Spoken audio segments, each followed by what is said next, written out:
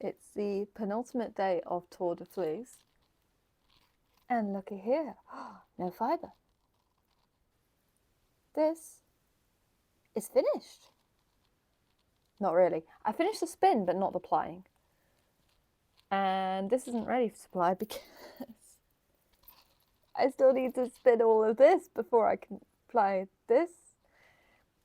So the idea is I'm going to have 3 singles, 2 of these, and 1 of these, and each 20 grams each.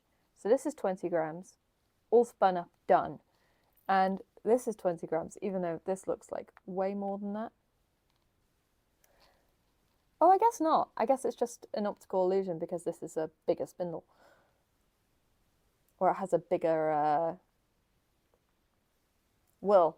It has a bigger will. So it's kind of like an optical illusion, I guess. Yeah, there's way more fibre on this guy. But I'm happy with how much I've done during Tour de Fleece, but I'm going to do a bit of a wrap-up tomorrow for the final day. I'm quite happy. You know, I managed to actually participate in Tour de Fleece this year, which is more than I can say for last year. Last year, didn't happen. This year, yeah, I did a fair bit. You know, I spun most days. Yeah, I spun most days and I got another spinning done. I'm super happy with that. Also, can we just say, these two are going to look beautiful together.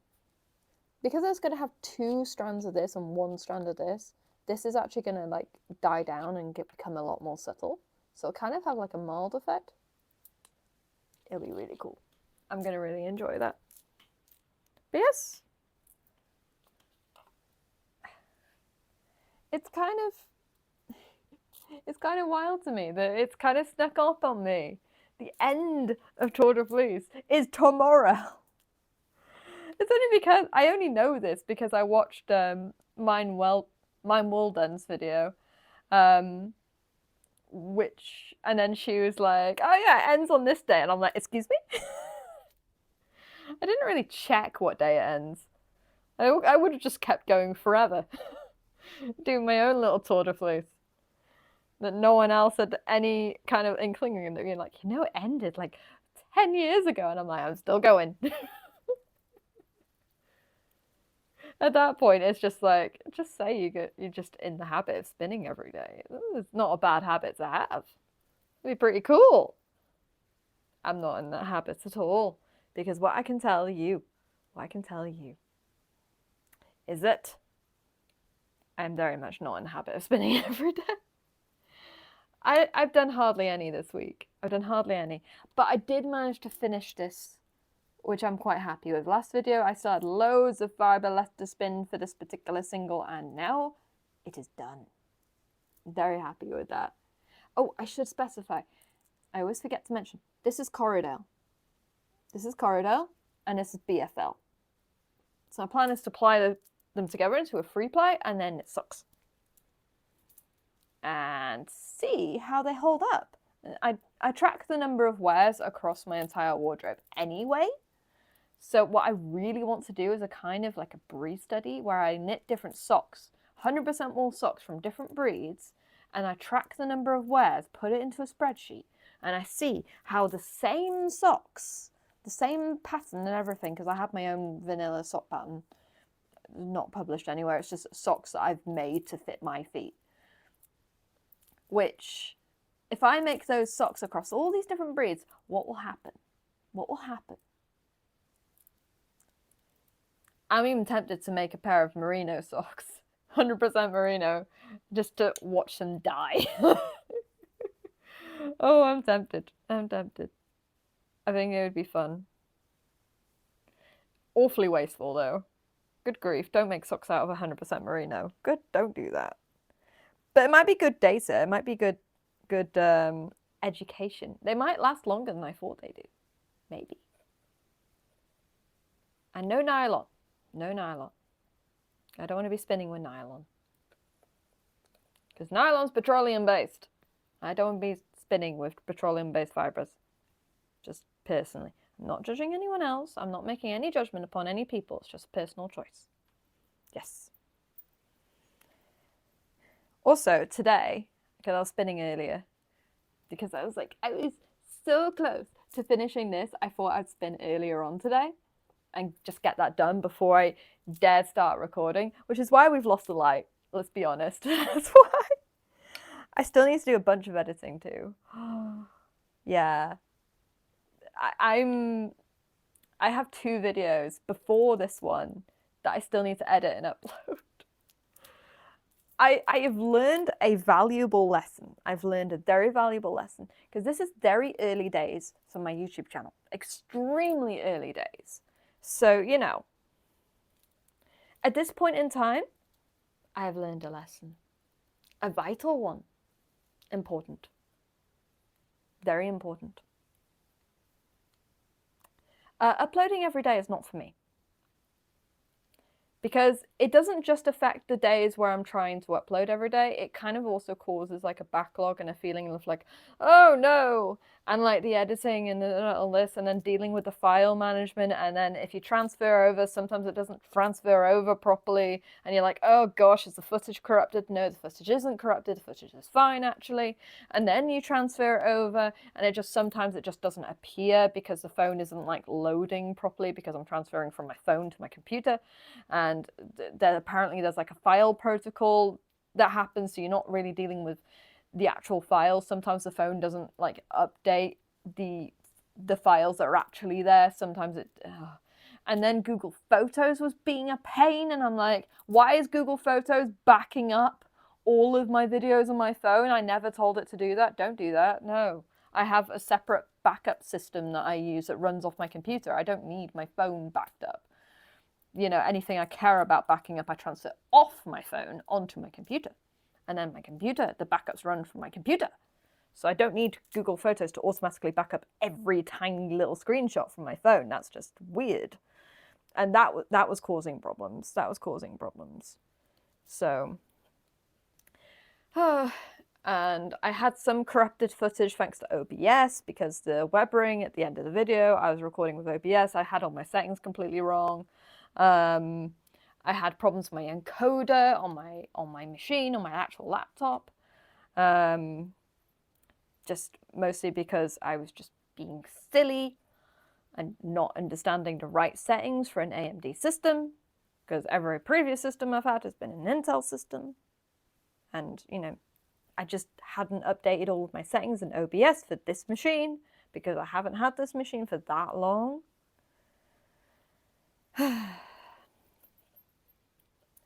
And also I realized my internal mic is honestly, for my laptop, it's honestly just as good as my headset mic. That's how bad my headset mic is. So I'm like, okay, putting on the headset and then dealing with OBS not connecting to my headset, then actually connecting to my headset, and then suddenly I had no sound for a while and I couldn't work out why I had no sound, and it's just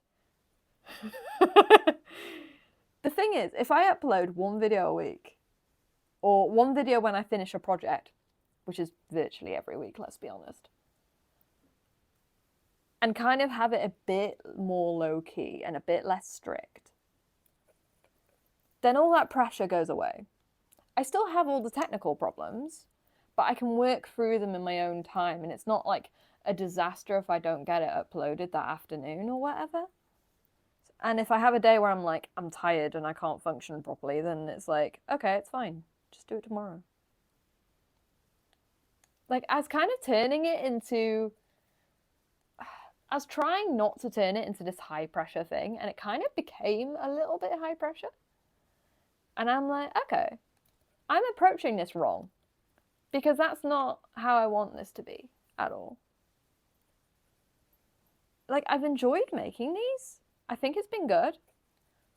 But I think I want to kind of go back to how I was doing things before, where I just record segments, like little clips of when I actually had something to say, and then edit those together, and then the edit is what makes the video then. And I think that works a lot better, because then I can like really sit down and focus on the edits. and that way, and take my time with it and kind of enjoy the creative process of editing, because I actually kind of enjoy editing. I do. I've kind of missed doing it. I've kind of, sometimes when I've been looking at Tour de Fleece videos, I've been looking at it and being like, I want to add music right there, right there. I want to add music. And then I want to cut off this bit. And then I want to adjust this bit. And then I want to change that bit. And I'm like, you can't do that every night. You can't do that every single time you upload a video. You're uploading too many. So next year of Tour de Fleece, I want to upload weekly videos. Probably weekly videos with a sort of a preamble beforehand, definitely. And then a kind of a finale review scenario. That's probably what I would do for next year. Now knowing what I know now, I've learned the art of the YouTubes. I have not learned how to stop the camera from cutting off my forehead, because you are perched on a table and the back of the phone is pushed up against a calendar hedgehog thing. Also, that clock isn't working, so don't look at that clock for the time, because that's entirely wrong. It hasn't got a pendulum on it right now. Something I'm hoping to sort out tomorrow. Yes, the pendulum is coming back to its own home, and it'll be wonderful. Yes. Weirdly enough, this is the tidiest my living room has been for a long, long time. I've actually managed to tidy it because the heat wave is gone now. And I'm like, oh, yes, I can breathe. I have energy now. And then I tidied all the living room. Except for that on the stairs. Except for the sheet on the stairs. Because how else am I supposed to dry the sheets? Because it's been raining all day. That's just a sheet that goes on the bed. It's nothing nefarious. It's just everyone has a sheet they need to dry. Surely, because you need to clean the bedding off your bed. And then you clean the sheet, and then it needs to dry. But I couldn't put it outside, so I had to go there. There's nowhere else it could go. And then it slid down the stairs before I started recording, and I'm like, it's probably basically dry now anyway, so does it really matter? And then I didn't sort it.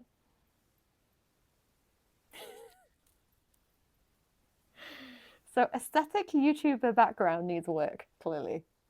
It's not bad. It's not bad. I quite like my living room. My living room's nice. My living room's aesthetical enough. I don't need to do much to it.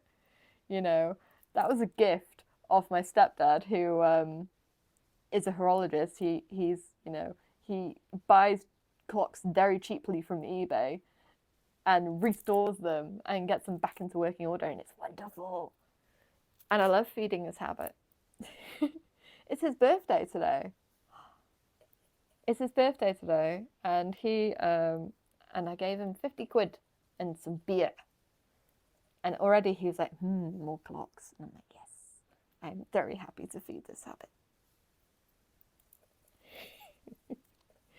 Of all the vices people could have, repairing vintage clocks, I don't think it's that bad.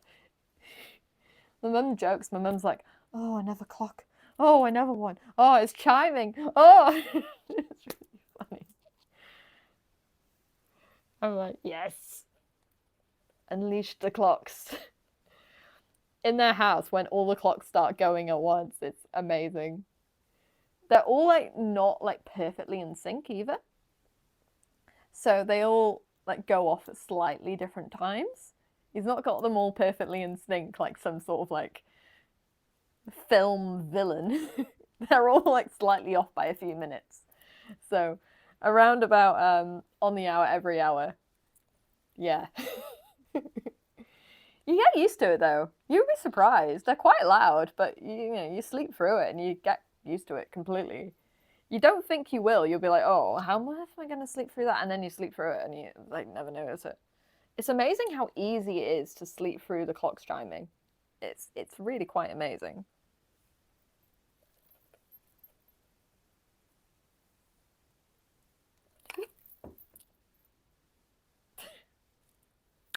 That's been my day today. When I was spinning earlier, I kept sort of like overdrafting the fiber repeatedly. And I noticed too, because I'm not used to spinning on like a lighter weight spindle than this, I noticed I was having a harder time getting the velocity of the spin. So I wasn't getting like the speed up on spin quite as much as I needed to. So sometimes I wasn't getting enough twist into my fiber, which means it's just dropping.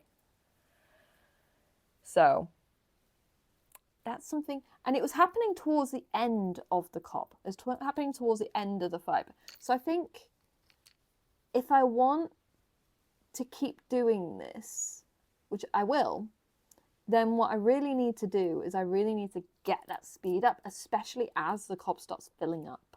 Because I think it might be the weight of the cob is like slowing it down as well. That's a theory. I don't actually know. That is a theory. You probably know more about this than I do. Maybe. Maybe. That logo is really distracting, isn't it? I'm not really one for logos at all. So if something has like a big obnoxious logo on it, I'm like, I want to paint it. Oh, and also, I've been driven slightly mad by how tiny the notch is. I was being driven slightly mad by it. I'm like, I was putting the yarn in it and it just wasn't catching, and I'm like, it was like one of those like little things that shouldn't bother me, but it was kind of annoying me. I'm being entirely honest. I was kind of getting quite annoyed with it. I'm like, no. So I think I might even just take like a file to this and just like sand away that just a smidge, just to make it a little bit bigger, so that it's easier to actually spin with this. Because at the moment I was getting quite annoyed with how tiny the notch is. It was driving me slightly bonkers, not gonna lie. It was really testing my patience.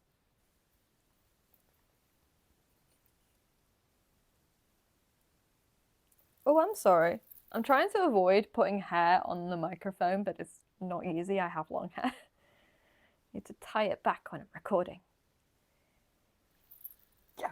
Yeah, tie it back into a big bob like this. I don't actually like the way I look when my hair's like that. Oh. I'll probably braid it. Braiding's good. I'll probably braid it. I should do that. If we're going to use this microphone, I should braid my hair. And I should also be very careful that the microphone doesn't like contact my skin, because then it'll be like every time. It'll be so annoying. Oh, at least after this, after tomorrow, because tomorrow's the finale, it won't be so bad. It won't be so bad. Because I'll be able to edit out any kind of like weird audio scuffs. I'll just go get rid of it. I do want to improve my editing too. I have a few ideas about what I'm going to do after Tour de Fleece. Let's talk about that next, actually. That's probably a good thing to be talking about. Yeah, so after Tour de Fleece, you know, I've got a lot of the... So I've got this, right? And I've got actually quite a lot of yarn that I spun last year and during Tour de Fleece as well. Remember the black and green Corridale? That barber pole? I've got quite a bit of that. So I actually want to use that and like spin some socks with it. Some like 2-ply Corridale socks, and then see how they hold up. And then the rest of it I want to make into like a jumper. But I'm beginning to think it's probably more like a vest kind of situation. I think that'd be quite nice. Because I actually earlier was going through my mending pile and organising all and all this sort of thing. And one thing I noticed is in my mending pile was a vest that I made a few years ago, and some of the finishing on it wasn't quite as good as it should have been, but I really like the rest of it. You know, I found like just the fit and everything, it was really cool. I'm like, oh, I want to be wearing this. I really like that vest. I really, really like it. It's so like out there. It's brilliant. You need to see it. You need to see it. I will be showing you because it'll be amazing. It's so good. I kind of want to make another one. It was really fun to make as well. And, you know, I self-drafted it and stuff like that, so it fits me pretty well. There's like a couple of like minor little fit niggles, I would say, because it comes down in a box shape here, but I am very much not a box.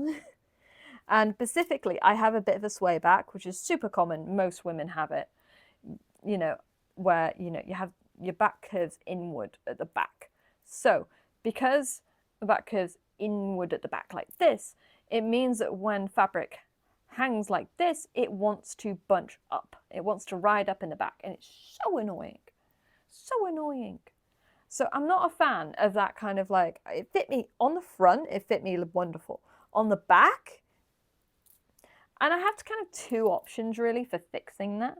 Well, I have multiple options, let's be clear. But there's two ideas specifically I had. One was actually shortening it, because currently the vest sits here. If I shorten it to here, to my actual natural waist, then it won't ride up then, because it'll already be at the narrowest point of my torso. So I could just make the vest shorter.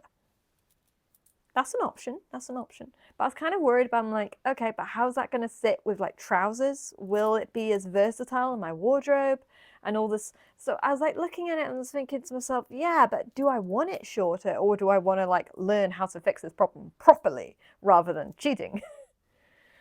So I was thinking, so I need to learn waist shaping. I know nothing, well, I know a few things theoretically about how to do waist shaping. Lace shaping? No, waist shaping. I have a few theories about how to do that. I should just do it. I should just try the different ideas I have on a vest. Because a vest is kind of like, you know, you don't got the sleeves to worry about. It's just the torso. So it's a lot lower commitment. And if I can get like that back fitting properly, then that would, you know, that would be huge. That would be basically fix like a fit problem I have with pretty much every single jumper I've ever made ever. To be clear, every single one has the same problem, because my back isn't like this. My back is like this. There's a curve. And because there's quite a pronounced curve, it doesn't sit right. And it's always been just like a little niggle. It's not like a major issue, but it's just a little niggle. And, you know, people do sway back adjustments with like all kinds of different methods, right? I seen Evelyn Wood, she basically cut, this was like with like a woven shirt top thing. So you couldn't really do this with knitwear. Well, you could, but there'd be a different process for that. Essentially, you'd adjust the stitch counts and whatnot as you go and do decreases and all this sort of stuff. Anyway, she'd essentially cut a wedge out of the small of the back, right? But then the problem you have with that is that the hemline is going to come up then, because you've taken fabric out of the length. So it's going to come up. So now your top is going to be longer in the front than it is the back. To me, that's not really a solution. To me, that's just introducing awkwardness elsewhere. So I'm like, I'm not sure that's going to work. And then even when I saw like the finished item, I was like, that doesn't look right. You know, that doesn't, that's not a solution. That's not a solution. Maybe it's a solution, but I think there's more steps. I think there's more things you need to do to fix it afterwards, which I don't think she covered when she talked about the sway back adjustment. So I was like looking at it thinking, that's not really a solution to my problem. So I'm seeking out an actual solution. I think for shirts and tops and things, I think probably darts. I think something with darts might actually fix the problem. You know, in the case of this dress is fine because it fits, right? It has the waist shaping on this dress already. And, you know, I added a belt to it today, which even further gets rid of the issue. But because it's got that waist shaping, I found that this dress actually didn't have that problem. And I thought, ooh, that's interesting, right? So that says to me, if this vest that I made very boxy, right? I made it very boxy. If I make another, but add in the waist shaping, does that make all the problems go away? Does it? I don't think I can answer that question until I actually do it. I think it's one of those where I have to actually try it and try experimenting in order to understand, is this going to fix the problem or not? Also, I think a green and black vest would look amazing and be totally cool in my wardrobe. And right now, I have exactly 2 vests in my wardrobe, and as I say, one of them is in my mending pile. So autumn is coming. And autumn, I'd like some vests to wear in autumn. Yeah, September when it's starting to get a bit cooler, but not quite there. Yeah. I would like to be wearing some vests a little bit more, but I don't have any.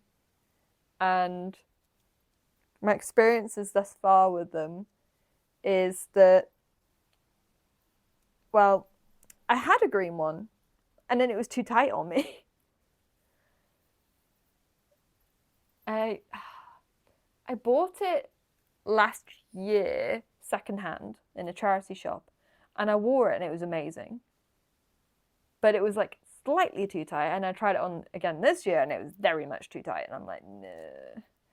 It was okay. It technically fit, but it wasn't really sitting right, and I'm like, no, I don't feel my best in this. So that's just not the vibe. And since you probably don't know this, because we have not long met, I am primarily a garment knitter. But also, I tend to self-draft my garments. I do knit from patterns sometimes, but I tend to self-draft most things. Or if I take a pattern, I'll usually modify it quite heavily. And there's a few reasons for that. One is that, I've got quite narrow shoulders. So that means that most necklines that are wider don't really sit right on me. So I tend to modify the neckline to bring this in, and then I'll lower this to compensate so I can still fit it over my head. So I'll usually make that modification. And also I find sleeve lengths as well. I'm really fussy on sleeve lengths, extremely so. Basically, I can cope with a long sleeve or a short sleeve. 3/4 length or bracelet length. Forget it. Not interested. Not interested in what you're selling. Not interested. Don't like it. It's just not comfortable on me. It looks great on other people. It's just uncomfortable. For reasons I cannot express. We all have our quirks.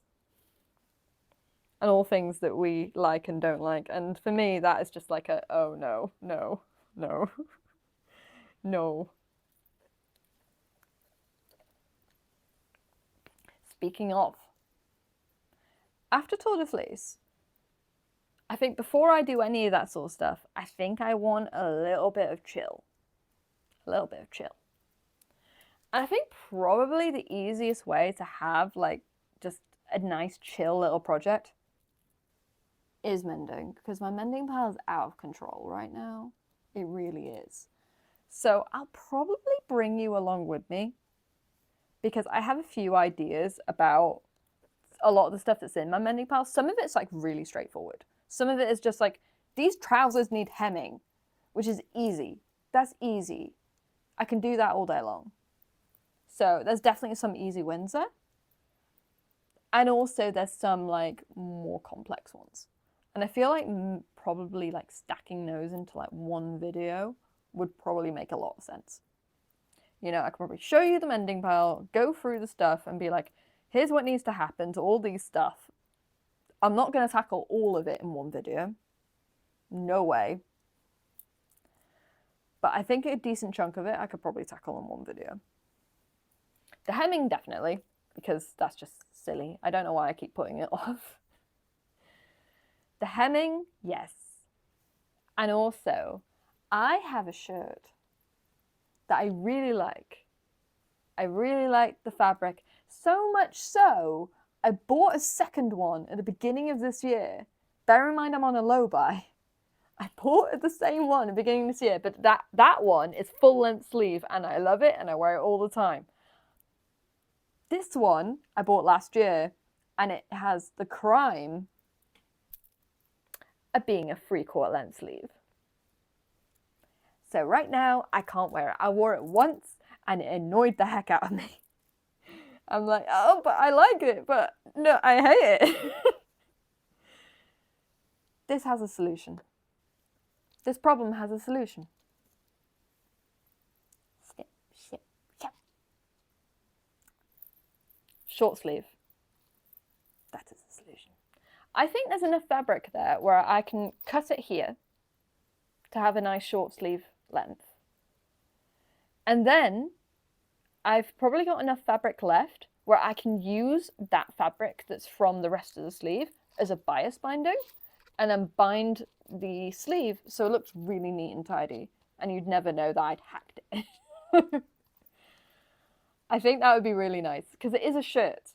So it needs to look relatively neat and tidy because I'm probably going to wear it to work in the summer, right? So it needs to be neat and tidy. And also, definitely, if someone's like, ooh, that's a nice shirt, I can be like, yeah, thanks. I modified the sleeves. I love doing that sort of thing. My coworkers have pretty much rolled their eyes at this point, being like, oh, not again. No, she's showing off her crafting skills again. I'm like, I love showing off my crafting skills. I am such a show off with that kind of thing. I'm horrendous. I'm like, I have been looking, okay, confession time. I have been looking at this yellow corridor, right? And I've been looking at this and I've been like, imagine this color in a jumper. Beautiful. It is very thoroughly nighttime now. I just realized looking at how the lighting is just gone. It was like twilight when I started. Now it's very much nighttime. That's how time works. Yeah. But look at that beautiful, bright, buttercup, loud yellow. Oh, wouldn't that be beautiful as a jumper? In the middle of winter. BAM! I had a jumper of that colour. I did, and it was wonderful. But it was acrylic because I bought it in the before times. And it did not last very well. To the point where my mum hated it, and she was like, I don't want, if I was like going out somewhere with her, like shopping or something, mum would be like, I don't want to see you. I don't want you to wear that when you're coming out with me. I don't want to be with you when you're wearing that. She's like, you look like you're around. Not my daughter wearing that. To be clear, she's not being serious. Well, maybe a little bit. We have the kind of relationship she can say that kind of thing to me and I won't be offended. It's okay. We also have the kind of relationship where she'd ask me, she's like bought a dress and tried it on. She's like, hey, I want your opinion on this. And I'll give her opinion being like, oh, the sleeves look a bit off or that's not really,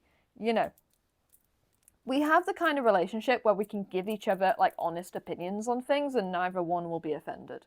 So we have a pretty solid relationship. So the internet can read strangely into this sort of thing. They can. They're like, oh, your mother didn't want to be out with you because you were wearing the yellow jumper. Chill out, it's fine.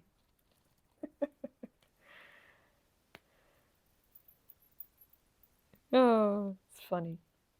But yeah, I have a lacking in yellow in my wardrobe. I want to have like a full-on yellow era because there's something just amazing about like a bright mustard yellow. This isn't quite a mustard yellow. This is more of like a bright yellow, which I still like. I still like this color. This kind of like buttercup yellow color. They called it buttercup yellow, the seller, the fiber. And I'm like, yeah, that's a pretty good name for it. Buttercup yellow, yeah. But I really like a mustard yellow. A mustard yellow to me is just like, easily one of my favorite colors. Oh my goodness. Easily. I thought it'd be so good. So good. I want this in my life. I want more mustard yellow in my life. Oh my goodness. And I extended low buy to next year because I have a low buy for my wardrobe and stuff, which I should probably make a video on, let's be honest. If I was a good YouTuber, that's probably what I would do. I'm not a YouTuber, very much not so. I'm a person in my living room with a microphone that has this annoying blue glow and dodgy lighting and yeah. We're having fun though, aren't we? Maybe.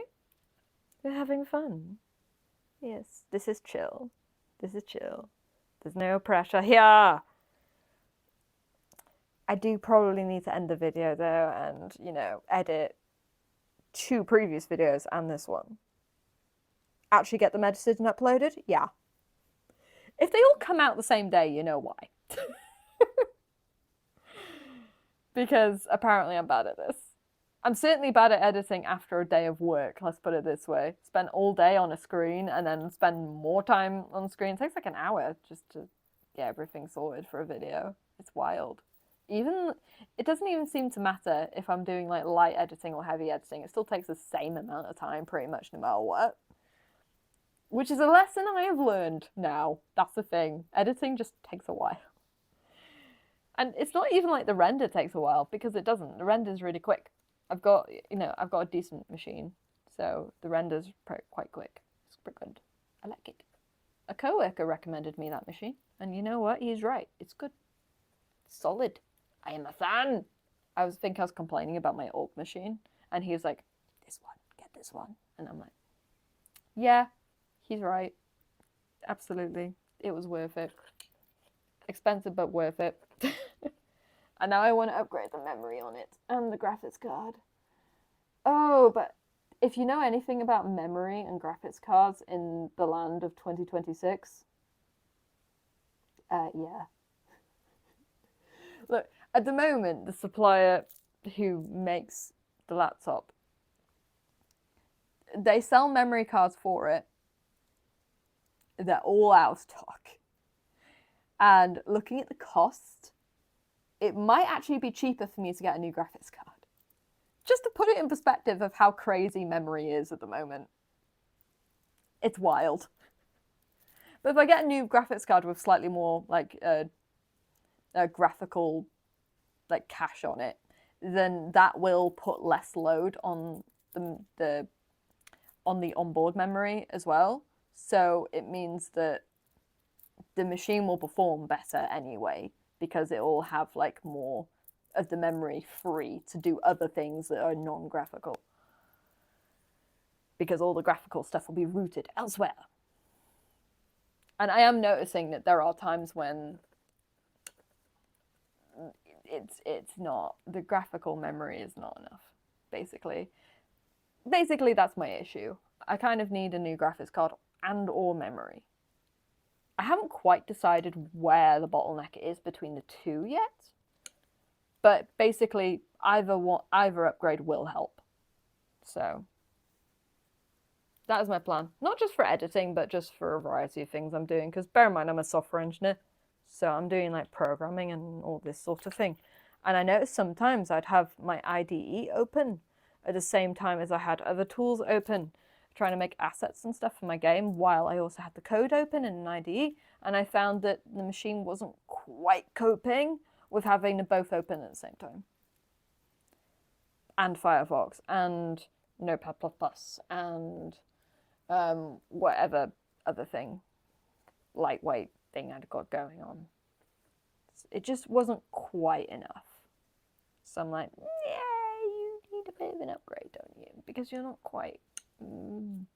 So I'm like, okay, I might just have to bite the bullet and just go for it, because I don't see the prices coming down anytime soon. So if it's going to stay crazy or become crazier, which is kind of my fear, then I'd rather deal with it now before it gets even more insane. And just be like, oh no! Because I'm predicting the market's going to get worse. I am.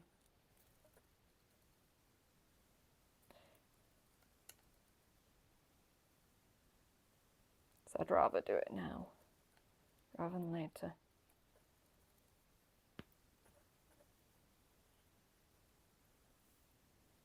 But I need to stop procrastinating. I do stop procrastinating. And now it is the end. The end of the video. And tomorrow will be the end of Tour de Fleece. Which, I hate to say it, I'm kind of looking forward to.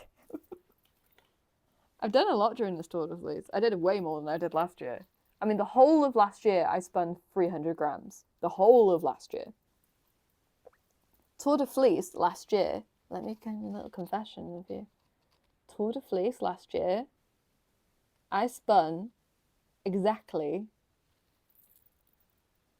0 grams last year.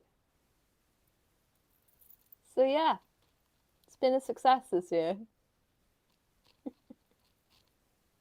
That wasn't even because I hadn't started spinning then. I'd started spinning a few months earlier. I was really looking forward to Tour de Fleece, and just life happened. Life happened. If you're a co-worker watching this, oh God, I really hope a co-worker would never watch this. But if you're a co-worker watching this, you know. Yeah, the work stress and all that sort of stuff was just crazy last year. And it was just spilling out into everyday life, which has no right to. And you know, I've recorded a few of these videos and actually deleted some because I was ranting about work. So I need to not do that. I need to protect my time outside of work. Not think about work, not talk about work, nothing. Work is in work, home is in home. That's what I should do. And that's a difficult lesson to learn. We've reached the end of the video where this is the segment where I shout out to another channel, like go check them out. And today it's Stitch It with Rachel. And one thing I wanted to quickly show you is if you're confused when you hit her channel. Home tab? Eh? This makes no sense. Videos? Totally fine. So if you go to her channel, click on the videos tab, okay? I don't know why YouTube is doing that. There must be some kind of YouTube glitch. Anyway, I watched her video, Everything I Knit in 2025, and just look at the stack of deliciousness. Wonderful. Amazing. Fantastic. And she's doing Tour de Fleece. I haven't watched that video yet. I'm going to. Well, I started watching it, and then I was like, oh yeah, I should probably record this. I should probably record this for like the shout outs and put it. Yeah, no, I should probably record these in like a little bit of a batch so that I can just stick them on the end of a video. And get a bit better at the editing and make it better for you. But yeah, her channel's not that old, like a year old.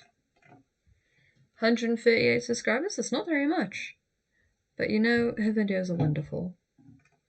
And I think you need to go check her out. But for now, that's it from me. Thank you very much and goodbye.